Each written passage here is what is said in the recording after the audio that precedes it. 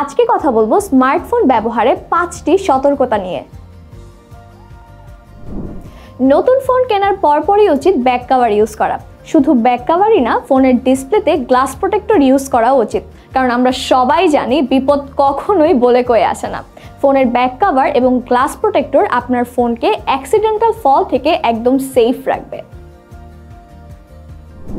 Smartphone ব্যবহারে সবচেয়ে বড় যে ভুলটা আমরা করি সেটা হচ্ছে অনেকেই রাতে ঘুমানোর সময় ফোনটি চার্জে লাগিয়ে ঘুমিয়ে যায় এবং সকালে উঠে দেখি ফোনটি ফুল চার্জ হয়ে গেছে। কিন্তু এতে করে আপনার স্মার্টফোনের ব্যাটারি হেলথ আস্তে আস্তে কমে যাচ্ছে, তা কি আপনি জানেন? চার্জ হয়ে যাবার পরেও যখন ব্যাটারিতে চার্জারটি এক্সট্রা চার্জ ফ্লো করে তখনই ব্যাটারি প্রেশারাইজড হয় এবং ধীরে ধীরে ড্যামেজ হতে থাকে। অথরাইজড অ্যাপ স্টোর কিংবা ওয়েবসাইট ছাড়া কোনো আননোন প্লেস থেকে অ্যাপস কিংবা গেমস ইনস্টল করা একদমই উচিত না, কারণ এতে করে আপনি নিজেও জানবেন না কোন ভাইরাস আপনার স্মার্টফোনটিকে স্লো করে দিচ্ছে এবং আপনার পার্সোনাল ডেটার অ্যাক্সেস নিচ্ছে। স্মার্টফোন ব্যবহার করছেন অনেক দিন ধরেই কিন্তু সার্ভিসিং করাচ্ছেন না, কারণ আপনার ফোন তো একদম পারফেক্টই আছে। ভুল।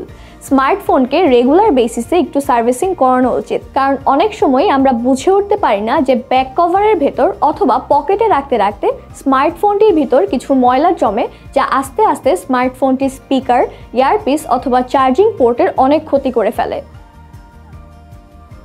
অনেক বেশি হিট কিংবা আর্দ্র জায়গা থেকে আপনার স্মার্টফোনটিকে দূরে রাখার চেষ্টা করুন, কারণ কোনোভাবেই যদি ফোনের মাদারবোর্ডে ময়েশ্চার ঢোকে তাহলে কিন্তু আপনার ডিভাইসটি ওখানেই ডেড হয়ে যেতে পারে।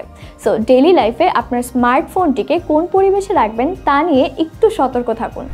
সো স্মার্টফোন ব্যবহারে হন আরেকটু সচেতন এবং স্মার্টফোনে যে কোনো ইস্যু ফিক্স করতে আজই চলে আসুন অ্যাপল গ্যাজেটস কেয়ারে। সার্ভিসিংয়ে 10% পর্যন্ত ডিসকাউন্ট নিতে যোগাযোগ করুন আমাদের কাস্টমার কেয়ার প্রতিনিধির সাথে, আর ইএমআই ফ্যাসিলিটিস তো থাকছেই। Apple gadgets care, repairing Apple, restoring smile.